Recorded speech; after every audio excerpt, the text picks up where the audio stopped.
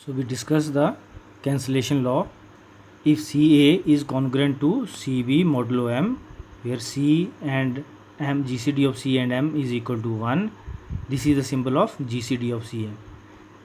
Then A is congruent to B modulo M. We have to prove this. So since CA is congruent to CB modulo M, therefore M divides CA minus CB, or M divides C into A minus B, taking C common. Since M GCD of M and C is 1, so for example I have written here that if 3 divides 12, so we can write 3 divides 3 into 4. So 3 into 4, GCD of 3 and 4 is 1. So it means 3 doesn't divide 4. It means 3 divide other factor, that is 3. So because C and GCD of C and M is 1, so M does not divide C. So M must divide A minus B. Therefore then M divides A minus B. It is because it has already given in the condition theorem that GCD of CM is equal to 1. So M divide A minus B.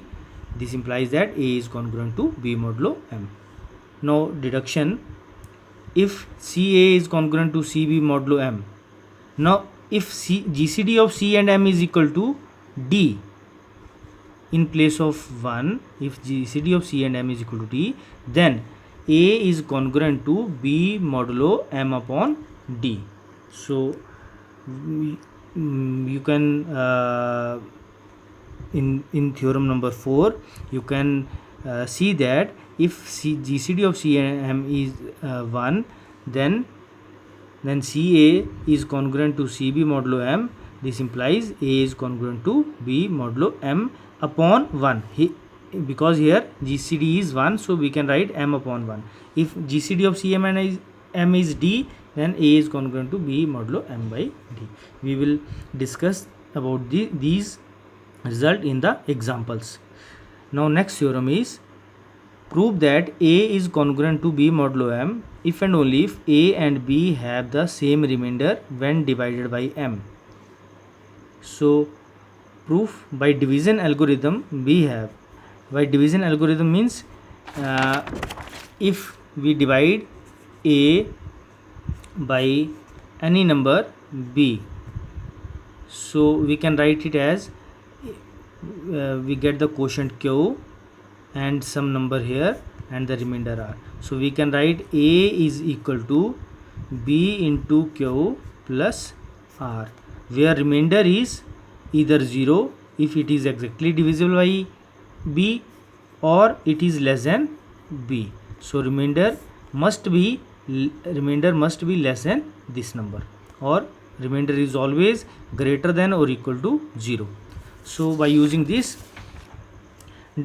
division algorithm, we have A is equal to MQ1 plus R1, where R1 is greater than equal to 0 and less than M, where Q1 and R1 belongs to integers, and B is equal to MQ2 plus R2.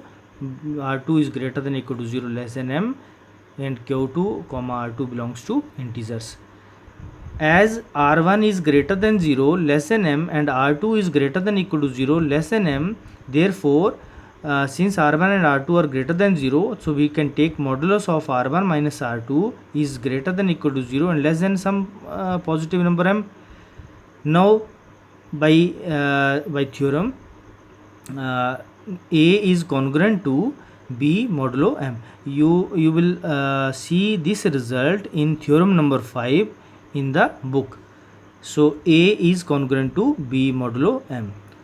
This implies that if and only if MQ1 plus R1, because A is equal to MQ1 plus R1 is congruent to MQ2 plus R2 modulo M.